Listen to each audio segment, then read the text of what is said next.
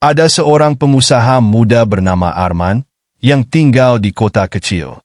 Seperti kebanyakan orang, Arman memulai bisnisnya dengan harapan bisa mendapatkan penghasilan lebih. Dia punya toko elektronik kecil yang menjual berbagai barang, mulai dari laptop, handphone, hingga aksesoris. Tapi sayangnya, bisnisnya tidak berjalan seperti yang ia harapkan. Hari demi hari, Arman merasa frustrasi.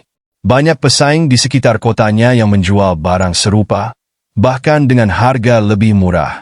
Dia sering melihat pelanggannya datang ke toko, melihat-lihat barang, lalu pergi tanpa membeli apapun. Penjualan stagnan, sementara biaya operasional terus meningkat.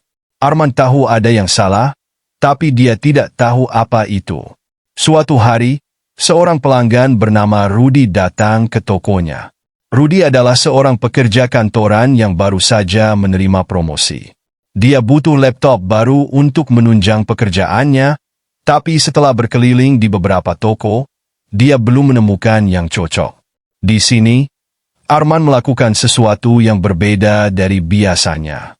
Alih-alih langsung menawarkan laptop-laptop dengan spesifikasi tinggi dan harga mahal, dia mulai bertanya kepada Rudy tentang apa yang sebenarnya dia butuhkan. "Apa yang paling sering kamu kerjakan di laptop?" tanya Arman. Rudy menjelaskan bahwa pekerjaannya lebih banyak di bidang desain grafis, dan dia membutuhkan laptop yang bisa menangani software-software berat seperti Photoshop dan Illustrator, tapi dengan baterai yang tahan lama karena sering bekerja di luar ruangan.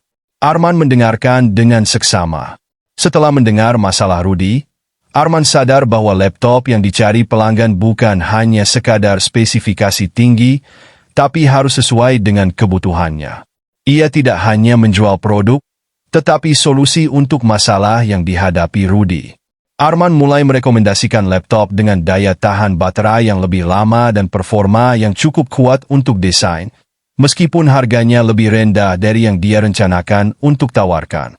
Rudy terkesan, bukan hanya karena laptop yang direkomendasikan sesuai dengan kebutuhannya, tapi karena Arman benar-benar berusaha membantu dan memahami apa yang ia butuhkan. Rudy akhirnya membeli laptop yang direkomendasikan Arman, dan mulai menyebarkan cerita ini kepada teman-temannya. Dia bilang, kalau mau cari barang, ke toko Arman aja. Dia nggak asal jualan, dia beneran bantu. Itulah titik balik bagi Arman. Dia mulai mengubah pendekatannya dalam berbisnis. Setiap pelanggan yang datang ke tokonya, dia tidak lagi hanya mempromosikan produk yang mahal atau sedang diskon. Arman mulai bertanya, menggali apa masalah mereka, dan memberikan solusi yang tepat sesuai kebutuhan mereka. Dalam beberapa bulan, reputasi tokonya mulai berkembang. Orang-orang datang bukan karena harganya lebih murah, tapi karena mereka tahu di toko Arman, mereka akan mendapatkan produk yang benar-benar sesuai dengan kebutuhan mereka. Bisnisnya pun mulai tumbuh dengan pesat. Dia tidak lagi hanya menjual barang, tetapi menjual solusi. Setiap produk yang dia tawarkan selalu diiringi dengan pemahaman mendalam tentang apa yang dibutuhkan konsumen. Arman telah belajar satu pelajaran penting dalam bisnis: memahami masalah konsumen dan menawarkan solusi yang tepat jauh lebih bernilai daripada hanya sekadar menawarkan produk. Kini, toko Arman tidak hanya dikenal di kota kecil tempat ia tinggal, tetapi juga mulai menjangkau pelanggan dari luar kota. Dia tidak perlu bersaing harga dengan toko lain karena orang datang ke tokonya untuk mencari solusi, bukan sekadar barang.